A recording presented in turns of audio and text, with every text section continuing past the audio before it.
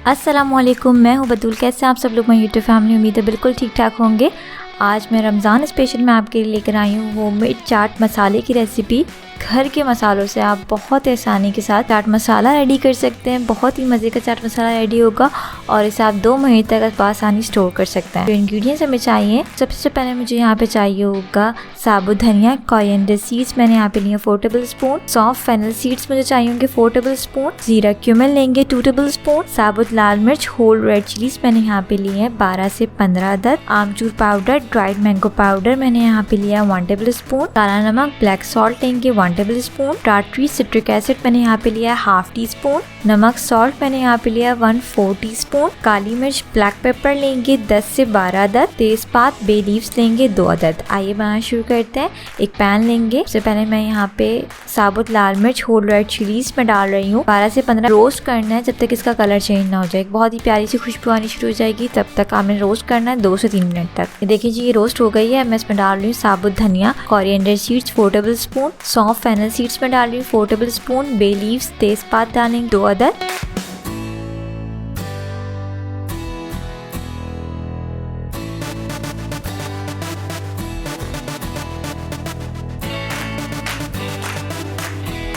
Cumin जीरा मैं इसमें डाल रही हूँ 2 टेबल स्पून, काली मिर्ची ब्लैक पेपर डालूंगी 10 से 12 अदद। अब इसको रोस्ट करेंगे जब तक इसका कलर चेंज ना हो जाए। 4 से 5 मिनट तक इसमें से बहुत ही अच्छी सी खुशबू आना शुरू हो जाएगी, तब तक इसको रोस्ट करेंगे। देखिए जी, ये रोस्ट हो गया है। अब हम इसे ब्लेंड कर लेंगे। इसको आपने पाउडर फॉर्म में लाना है। 1 से 2 मिनट तक इसको ब्लेंड करेंगे।